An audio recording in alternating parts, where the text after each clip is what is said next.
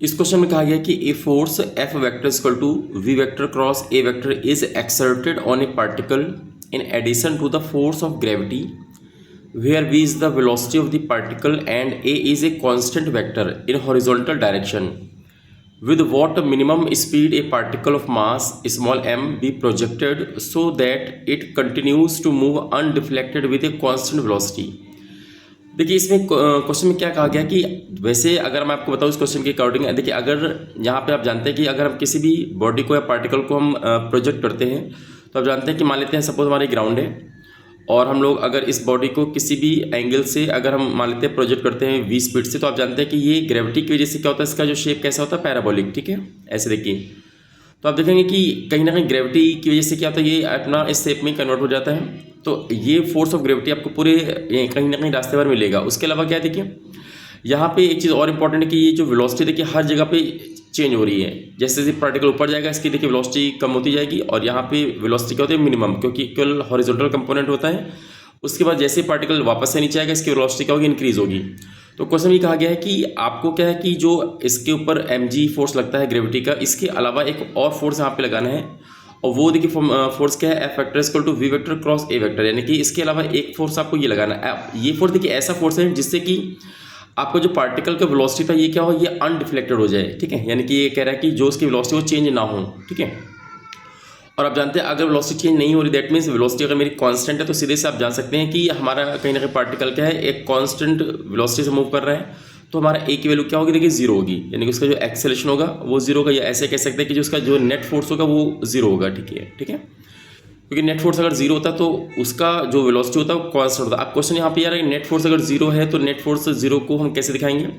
तो देखिए पहले क्या हो रहा था कि यहाँ पे ओनली mg लग रहा था, अभी एक फोर्स आपका और यहाँ लग रहा है। ठीक है, तो इसका मतलब पक्का है कि ये फोर्स mg के क्या होगा, इक्वल और अपोजिट है, इसलिए हमारा कहीं ना कहीं नेट फोर्स क्या हो गया, जीरो हो गया। तो सीधे क्या करना, आपको जो कहीं ना कहीं फोर्स ऑफ ग्रेविटी है इसको आपको जो अभी एडिशनल फोर्स इसके बराबर कर देना है। अब फोर्स ऑफ ग्रेविटी आप जानते हैं mg के बराबर होता है और आपको ये जो फोर्स दिया है वो देखिए क्या है, v vector cross a vector दिया है। ठीक है, अब यहाँ पे अगर मैं बात करूँ कि देखिए ये कहीं ना कहीं इसका जो डायरेक्शन है वो तो डाउनवर्ड होता है और इसका जो डायरेक्शन है कैसे निकालेंगे, इसको ओपन कर लीजिए आप। तो यहाँ पे लिखेंगे mg equal to V A sine theta और एन कैप। ठीक है, ये भी देखिए वेक्टर को ओपन मैंने किया। अब क्योंकि यहाँ पे मैं बात कर रहा हूँ कि मैग्नीट्यूड की, तो यहाँ पे अगर मैं डायरेक्शन को हटा दूँ, यानी कि एन कैप को यहाँ से आप हटा दीजिए और यहाँ से इसके साइन को अगर टाइम को हटा देंगे, तो यहाँ पे देखिए अगर मैं मैग्नीट्यूड को आपस में इक्वल करूँ तो यहाँ पे आप देखेंगे mg बराबर क्या निकल के आएगा, तो आएगा वी ए साइन थीटा। अब ये आप जानते हैं v क्या है, वेलोसिटी है, ए आपका क्वेश्चन में दिया हुआ है कि एक कांस्टेंट है, कांस्टेंट वेक्टर है और आपका थीटा, इन दोनों के बीच का एंगल है। तो अपने को यहाँ पे v निकालना है वेलोसिटी, तो आप जानते हैं v इक्वल टू क्या आ जाएगा, तो आ जाएगा mg upon a sine theta.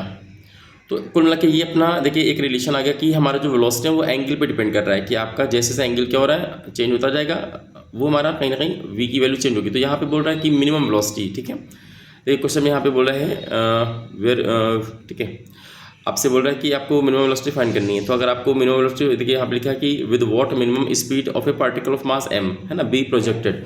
तो अगर आपको यहाँ पे v को मिनिमम दिखाना है तो कन्फर्म है कि बाकी आप देख सकते हैं कि m g और a क्या है, ये सब के सब कॉन्स्टेंट हैं।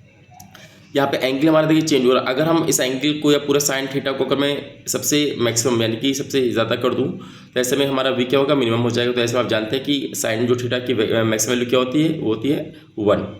ठीक है, और आप जानते हैं कि साइन थीटा की जो मैक्सिमम वैल्यू होती है वो होती है 1 होती है, और ये कितने एंगल पे होती है, तो आप जानते हैं 90 डिग्री पे होती है।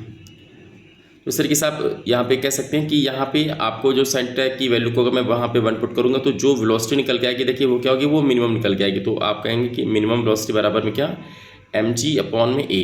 तो यही आपका एक आंसर हो जाएगा कि हाँ इतनी मिनिमम वेलोसिटी से अगर पार्टिकल को प्रोजेक्ट किया गया है तो कहीं ना कहीं वो अनडिफ्लेक्टेड होगा ग्रेविटी के फोर्स से।